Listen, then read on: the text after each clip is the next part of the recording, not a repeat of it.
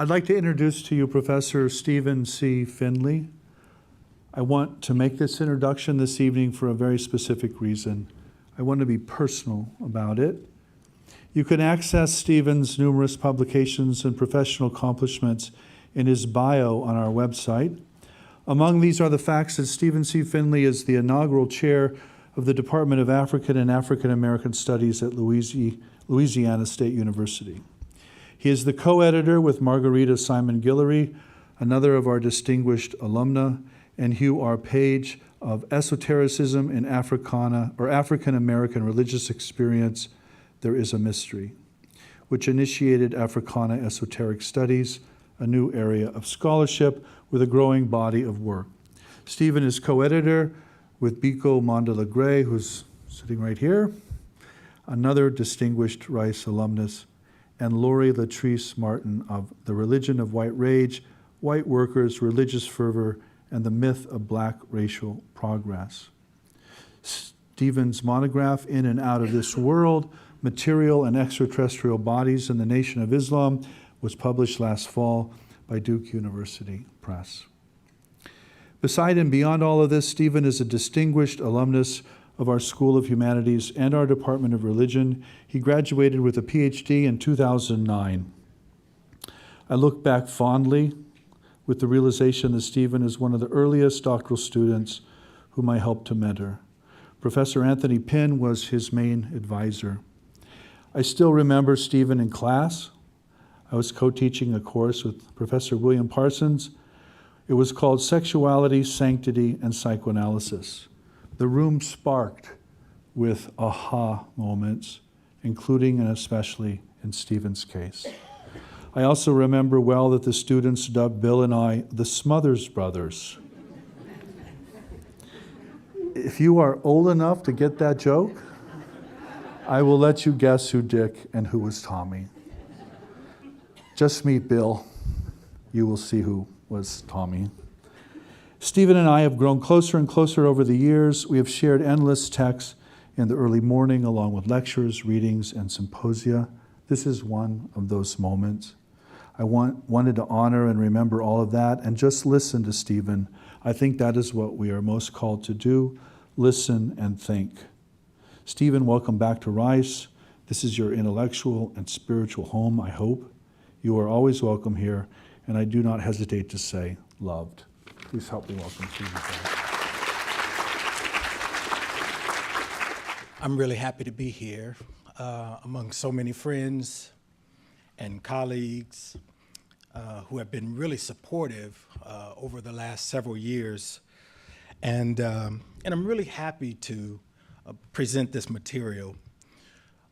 On a certain level, I think I see the wisdom of having me follow Greg, where we get this perspective of the general, the universal, in relationship to the particular, or the international and the local. And so I want us to think about that really seriously. I mean, I see the wisdom in it, and that's precisely what I want to push us by the end of this to theorize and to think about the tension between those two and what we do in terms of methodology to bring some coherence to that entire dynamic. The title of my presentation, of course, is the title of my book, in part because I want to sell books, but also because I think it's really relevant. I just want to make a little note about the book cover, which is an original work of art by Delano Dunn called Relieved of the Weight. And so Duke University Press did a really, really good job with this. They selected this, gave me a few options, and I picked this one, what appears to be two black women and what could be slave attire, and then what appears to be a UFO. And the title is Relieved of the Weight. And I just want us to reflect for just a moment on that. I'm going to be asking you to reflect quite a bit. I had 4 videos that I was going to use and to help me illustrate some of the material. We were unable to use them for legal reasons, and so I'm going to be drawing upon your imagination quite a bit and asking you literally to reflect and imagine with me as I try to describe what those videos would have illustrated for us. And so there are two terms that I want us to think about right here at the outset, and that is abduction and transport. So David Halperin, cautions us about the term abduction, and I get that, particularly when it comes to the UFO phenomena, because it implies a certain violence that isn't always the case. But I want us to think of abduction and transport with respect to the UFO phenomena, because these two terms are also really important to think about the beginning of the slave trade, the African transatlantic slave trade in the modern era, that I think are important for us to understand the phenomena that I'm going to be talking about today. And so I just want you to imagine and reflect in your minds on abduction and transport. And so I start with this idea of slavery, again, abduction and transport, in which I put this UFO symbol in between these two symbols of slavery on purpose. And here's what I'm arguing. UFO phenomena are generally understood as universal, occurring all over the world and across time. The Nation of Islam is part of an African-American UFO tradition that regards UFOs as specifically related to Black people and their existence in America. And I want you to get that. The NOI in UFOs, what they call the mother wheel or mother plane, have to be understood against a history and experience of white racial terror that includes the social death and brutality of 250 years of American slavery, another century of lynchings, the anti-Black violence of Jim Crow and civil rights eras, and the ongoing systematic public policies that target Black people, such as the war on drugs, mass incarceration, inordinate policing and violence, leading to the curtailment of potential and unnatural deaths of Black men and women. I argue that UFO narratives and Black extraterrestrial life in the cosmos allows for a re-envisioning of the meaning of Black humanity, and I put that term in quotes on purpose, as something we have to think about, toward new metaphysics, ontologies, and epistemologies that allow for a fuller sense of being and hubris toward meaningful navigation of this world against historically structured Black inferiority. The NOI, in effect, become the extraterrestrials on this earth, as do these other African-American UFO traditions, and the mother wheel will return to bring an end to this age of domination and suffering.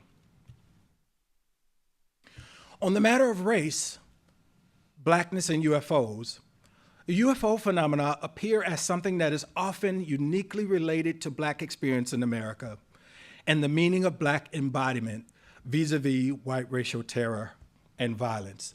In other words, what I'm suggesting is that as symbols, not simply as a reality for many experiencers, UFOs, extraterrestrial life in the cosmos, serve as a space for reimagining and rethinking the meaning of Black embodiment in this world. In other words, when the Nation of Islam, for example, thinks about Black life on Mars and Venus, in part what they're doing is re-envisioning life on this earth and its possibilities, given that those folks live for 1,200 years on those planets and live to be 9 feet tall.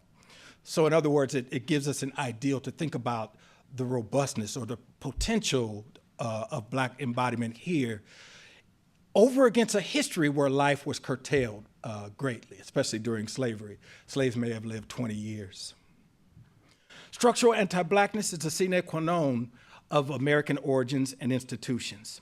And so I want to give us some examples from George Clinton and Bootsy Collins, if anyone knows about Parliament Funkadelic, to the Nation of Islam.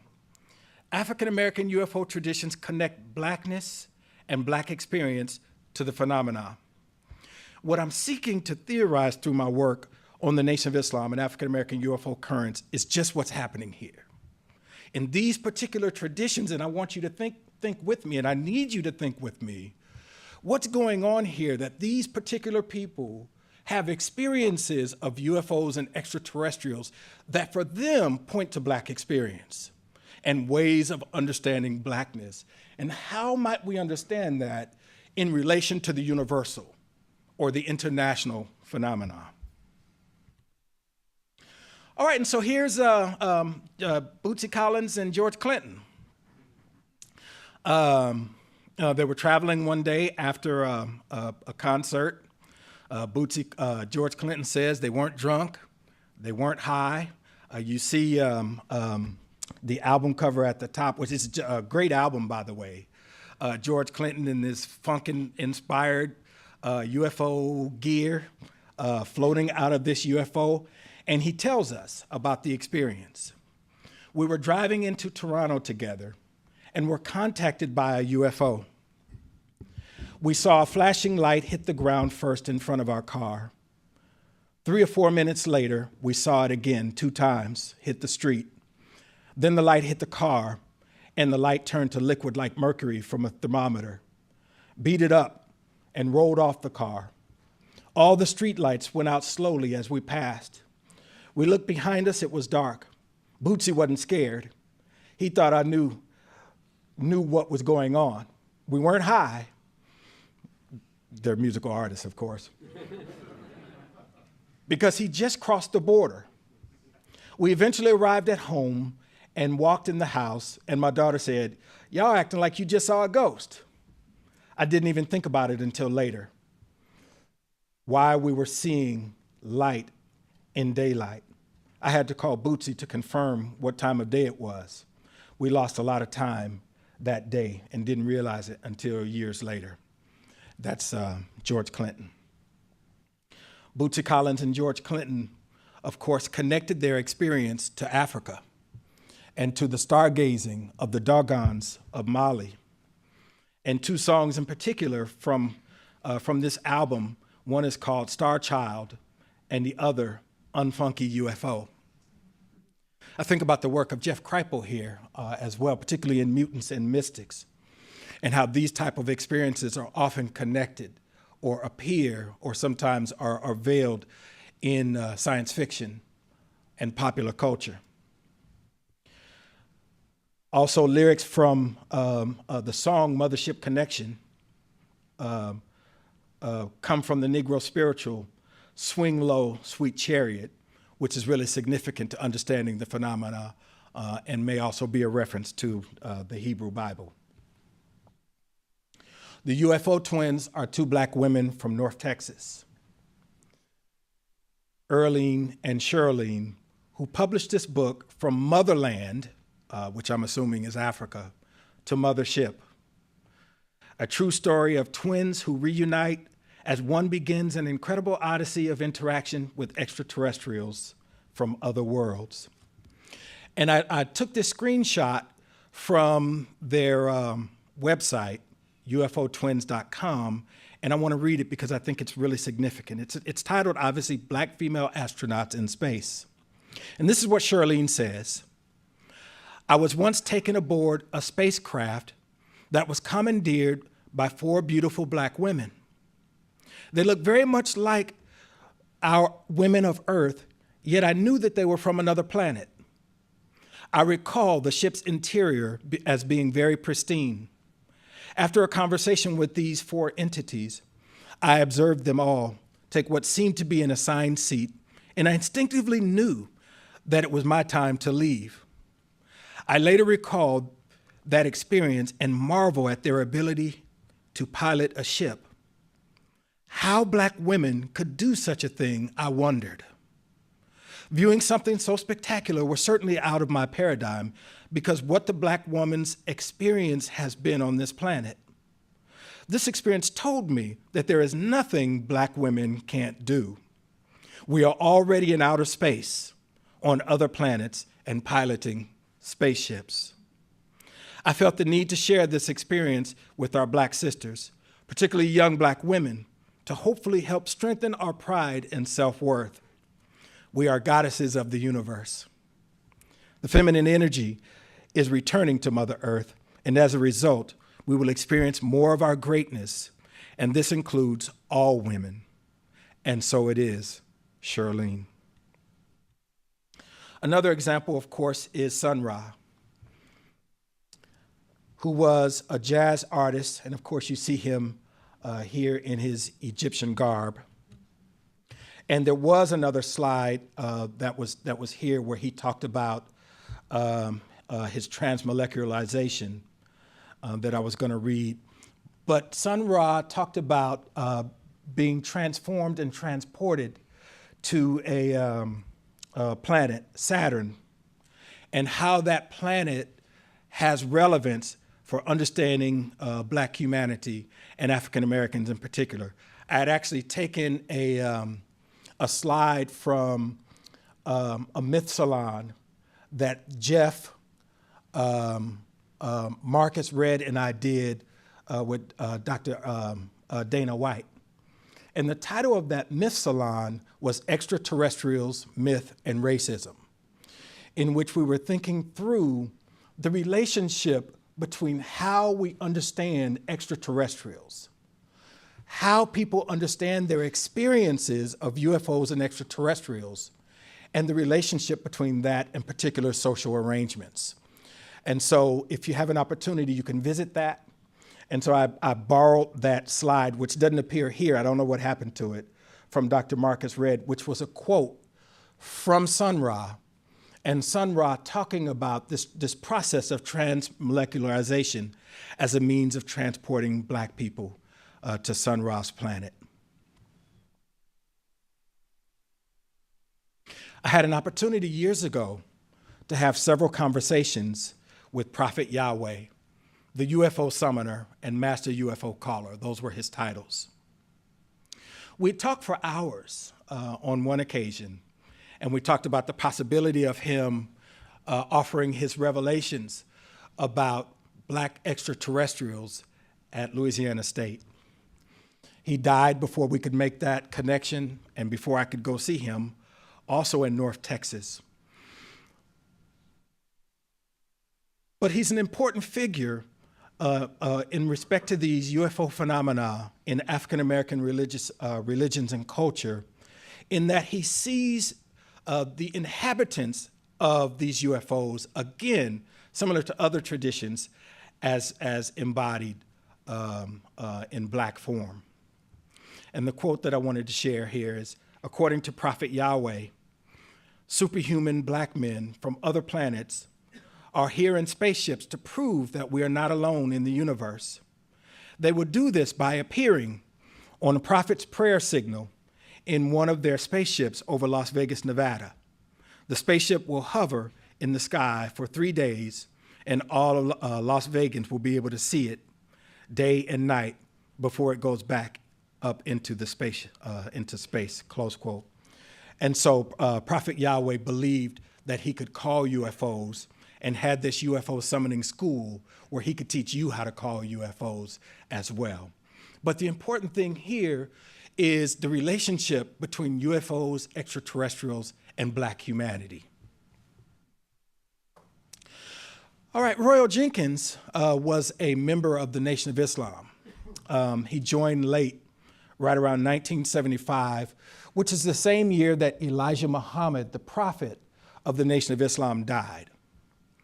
A few years later, Royal Jenkins started his own movement called the United Nation of Islam in Kansas City, Missouri, and it's now called the Value Creators.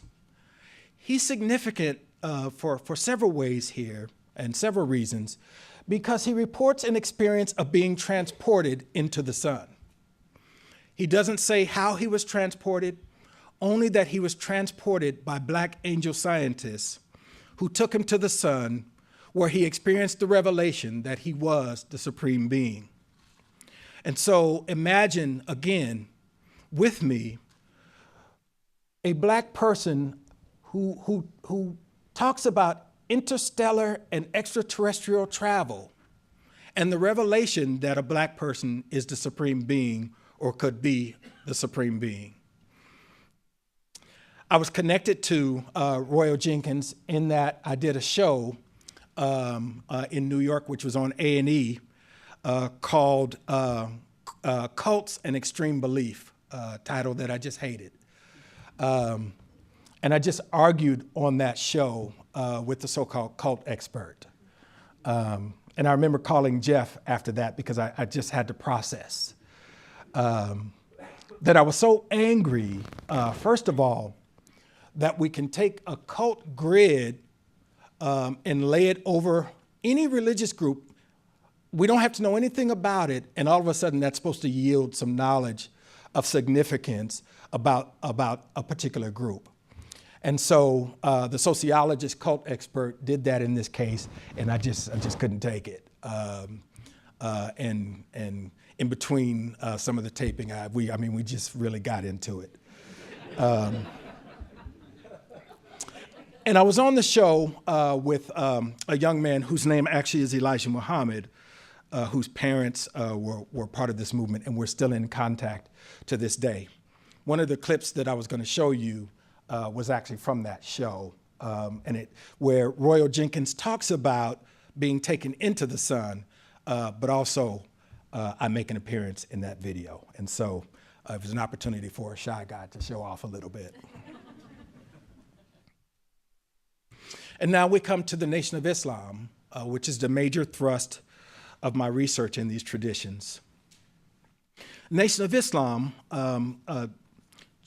traces their founding to July 4th, 1930. July 4th it's a very symbolic date, particularly here in America.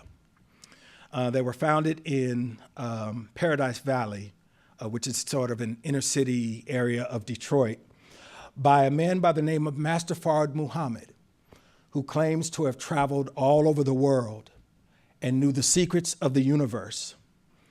And he came among the ghetto residents of Paradise Valley, teaching them their true origins and true identity. They weren't Negroes, according to Master Fard, nor were they colored. They were people who had an ancient origin that was trillions of years old, that also connected them to the cosmos and the planets. The influences of the mythology and thought of the Nation of Islam are strongly tied to Freemasonry, the Watchtower Bible and Tract Society, various forms of Islam, and theosophy. I want to understand blackness as they talk about it in the Nation of Islam as what I call a surplus category. Not necessarily in the way that we would talk about black in this country, but black includes for them Asians, Native Americans, Latinx communities, and those who we would understand as having African origins, as well as black life on Mars and Venus. And this is why, again, I want to understand black as a surplus category. And so when we talk about blackness and the Nation of Islam, it's really an expansive category, really a metaphysical conception of black that really exceeds the sort of American and Western category or notion of blackness, as well as the notion of race. I want to understand the part in which UFOs appear in their narrative or their mythology as Theodician. That this narrative is trying to make black life coherent in the face and history of overwhelming white violence against black bodies for 400 or 500 years, including lynchings and slavery and so on. And it's at the end of this age, in the fifth part of this narrative, I divided in 5 parts of my book, that this mother will return and bring an end to this age of suffering and domination for black people. And so these images that I've shared with you, this particular image on your right, in the hat is Elijah Muhammad, who took over the movement in 1933, roughly 1933, after studying 3 years with the man at the top, Master Fard Muhammad. And you will notice his complexion. although he was understood as black. It's really interesting because they mythologize his complexion to try to make sense of it and to counter the FBI's narrative about who this person might have actually been. And then, of course, you see in the other corner, Louis Farrakhan, who is the leader of the largest Nation of Islam group now, among many groups that are called the Nation of Islam. There isn't just one. When Elijah Muhammad died in 1975, many people claimed to be the true living Nation of Islam and to have the right to teach Elijah Muhammad's teachings.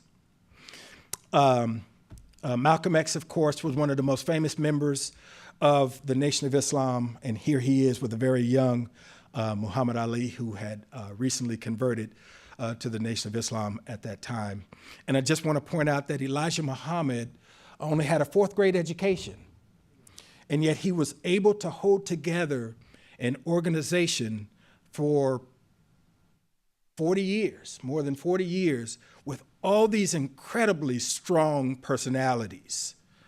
Louis Farrakhan, Malcolm X, Muhammad Ali, and many other men and women. And I just want to point that out. I also want to say something about his background that you would have gotten from a video.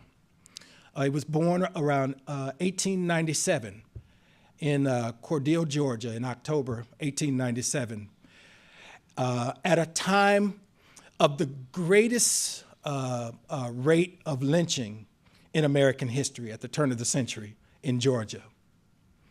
One of his good friends, Howard was his name, was a child who was lynched. And one of the traumatic events that really influenced his life was living in the black part of Cordele. I even think they called it Negro Town. It just reminds me, I was born in a little town called Waxahachie, Texas, which is near Dallas, part of those African-American migrations from Louisiana and Texas to Los Angeles and Oakland. And I remember being in Waxahachie, Texas on one particular occasion, and I was trying to have some clothes altered. I think I'd bought some pants and I wanted to fix them up. And I go into this, I guess it was a cleaner, alteration shop, and the white woman who helped me, I was telling her that I was from Waxahachie, that I was born there in the east side of Waxahachie, and she slipped up and I think called it Blacktown. A lot of towns had parts of the town and the city where Africans lived that were called colloquially Negro Town or Black Town or something derogatory. He grew up in Cordele, again, which was called Negro Town. And he was traumatized as a child at one particular lynching because a black person was lynched and the body was brought to the center of Cordele as a sign of what happens to black people who step out of place, to use the language of my book, even socially or symbolically. And he was amazed that with all these black people around, nobody had any power to do anything, right? Because to do something in the face of this kind of white racial terror meant certain death. And there were no laws, no structures, or anything else to protect you. And again, I want you to get your minds around that and to imagine that kind of existence in order to help me make sense of this particular phenomena, including and specifically in the Nation of Islam. Elijah Muhammad, again, claimed to study with Master Fard for 3 years, took the movement over in 1933, said that Master Fard taught him the secrets of the universe, the self-creation of God, the creation of the universe and the races, and about a dreadful-looking plane in the sky that would come back at the end of the age to end this age of domination. This mother plane, again, was created in 1929 in the Japanese islands by Japanese scientists who themselves, again, in the way the Nation of Islam understands black, were also black. Elijah Muhammad died in 1975, at which point his son Wallace, later Warathin Muhammad, took over. One would have thought that Minister Farrakhan would have been the successor. He was, after all, the putative successor. He was the minister of Temple Number 7 in Harlem, which was the major temple that one would be the minister of if one was significant in the Nation of Islam. Malcolm X had been the minister of Temple Number 7.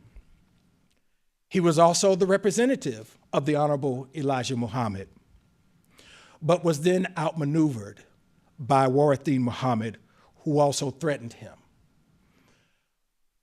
Warath moved the movement quickly away from the structures of the Nation of Islam and more toward the structures of both physical and ideological and doctrinal of a more global form of Islam. Minister Farrakhan thought that this was disrespectful to the memory of Wallace's father, Elijah Muhammad, who Minister Farrakhan served. And so right around 1977, 1978, he reports being excommunicated from Warath's group.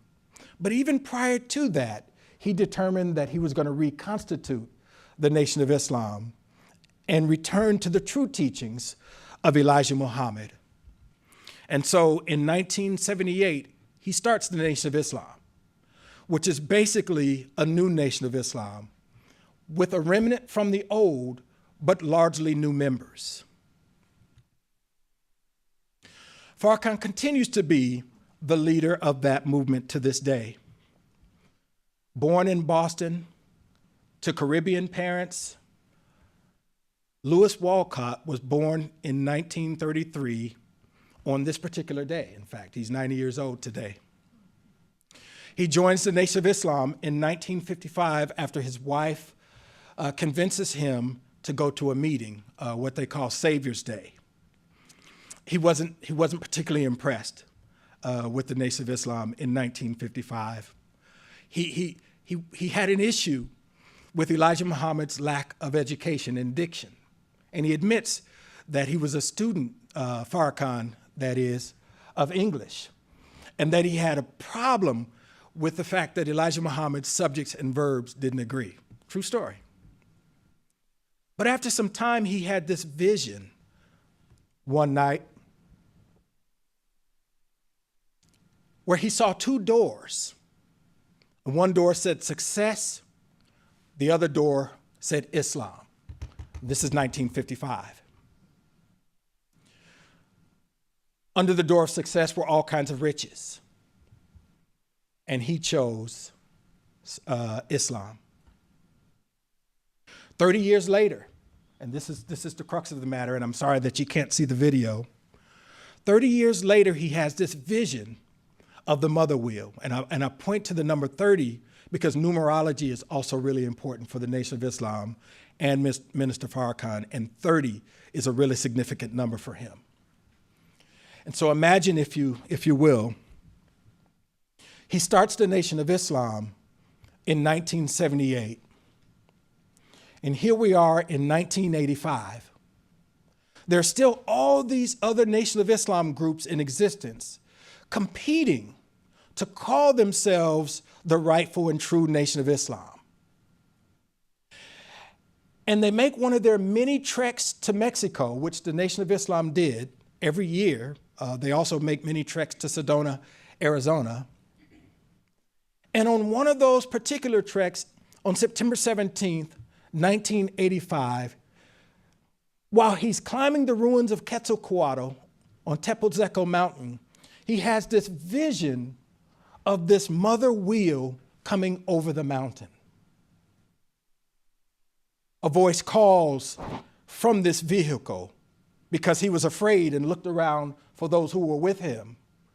And the voice says, "Not them, just you," Farrakhan says.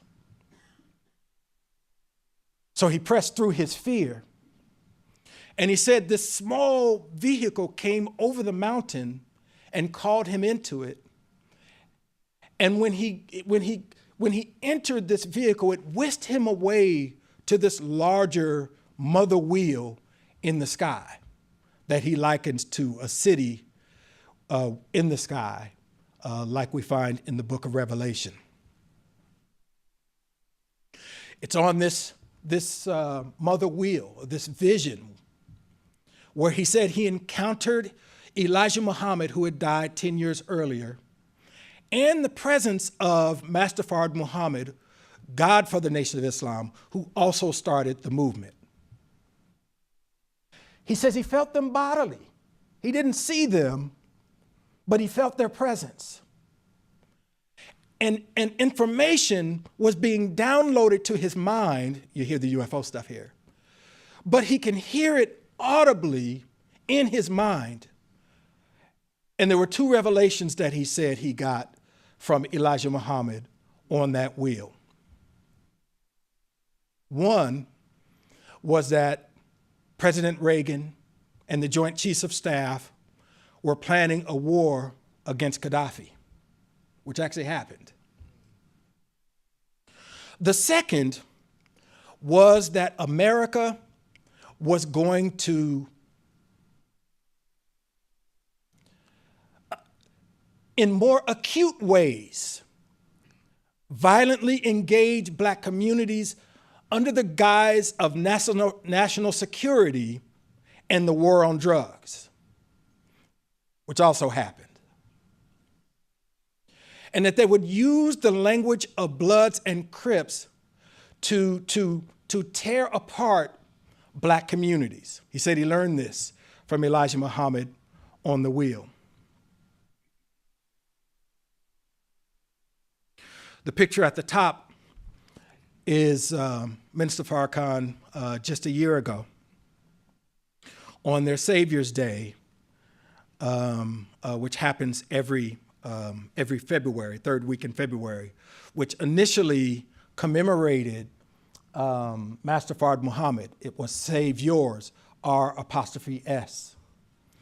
Now it's Save Yours, apostrophe, because the saviors, of course, include Elijah Muhammad and Farrakhan. Farrakhan understands himself now as the Messiah. And this experience with the wheel was an initiatory experience that helped him to see himself and understand himself as a prophet who is here to bring an end to the age of white domination and violence, or to save the world and the country. Farrakhan says he's not going to die. He's going to depart to join Master Fard Muhammad and Elijah Muhammad on the wheel. It will look like he's going to die, but he's not. This will be a death plot, he says, just like it was for Elijah Muhammad, who did not die. He's on the wheel. And the government will come after him and will use African Americans to carry out this plot. This age, according to Farrakhan, in the green here, this speech, which was called the Swan Song, cannot end while Farrakhan's body is still on this earth.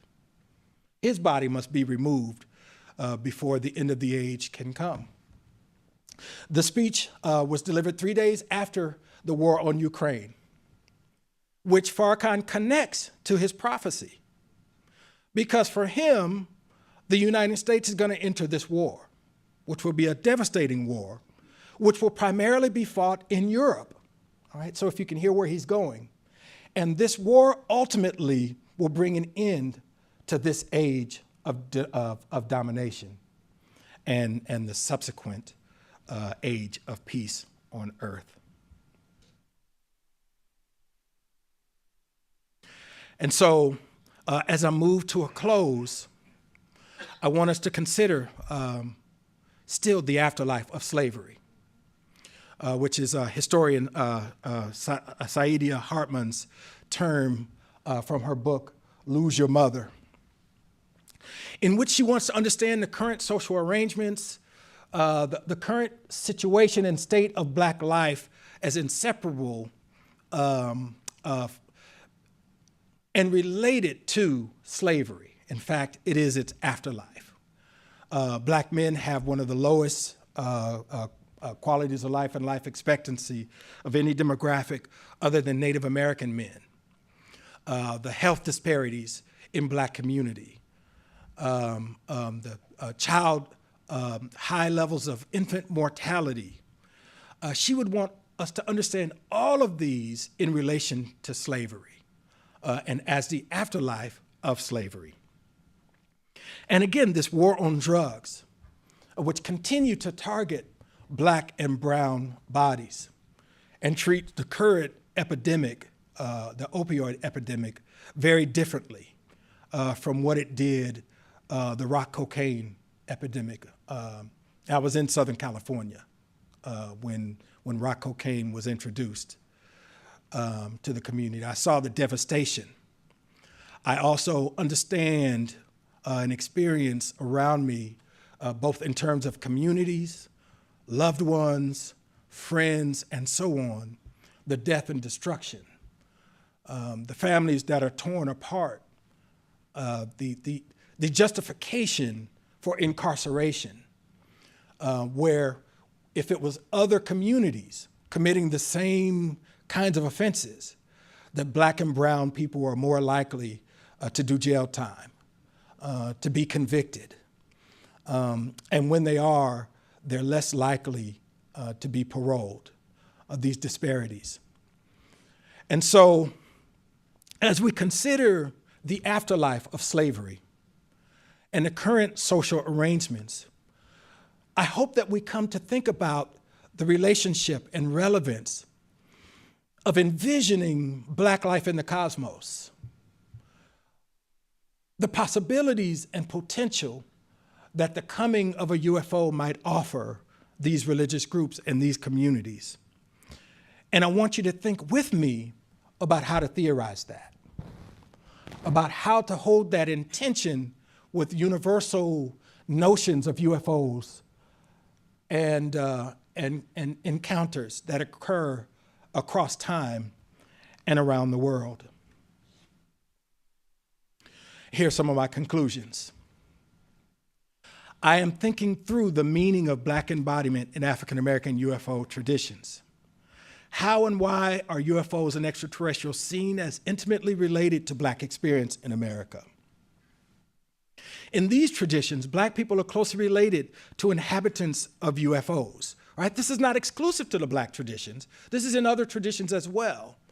But against this context that I've shared with you, I want you to think about the relationship between these particular traditions and envisioning these encounters as something familial and friendly.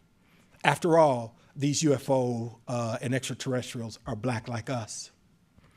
And what might these experiencers teach us about race and anti-Blackness in America? And again, I'm not making a claim about the reality of these UFO encounters. I happen to think that they are real and have been happening for quite some time. My question here is, how might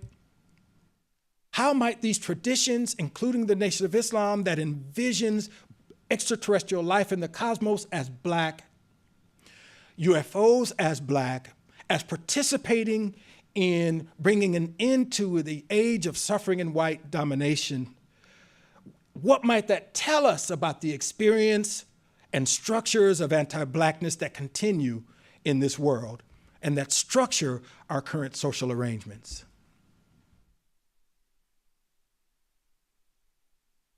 UFOs then are central to understanding the NOI, or the Nation of Islam, which has been given insufficient scholarly attention in the published literature, except for Michael Lieb's book, Children of Ezekiel, which isn't wholly about the Nation of Islam, but he does have 2 or 3 chapters on Elijah Muhammad, Minister Farrakhan, race, and UFOs. And I also want to suggest that even though extraterrestrial is a term that I use, not the Nation of Islam, that they view themselves as extraterrestrials. In their language, they are people of the wheel, without whom the UFO phenomena cannot be decoded. Just a final word on that. All of the research and the scientific groups that are currently studying UFOs, Galileo Project, SETI, NASA is now studying it. All of these other groups, the Nation of Islam says should be talking to them. They hold the key to this UFO phenomena and what it is and what it means. I'll leave you with that, but before Jeff checks for questions and fields questions, I just want to thank Jeff for this opportunity and for taking my work so seriously. Lori Latrice Martin and Biko Mandela Gray, who have done the same. Society of UAP Studies, Mike, Hussein Ali Agrama, and all of my friends who read my work, who take it seriously, who see the complexity in it, and I'll stop there.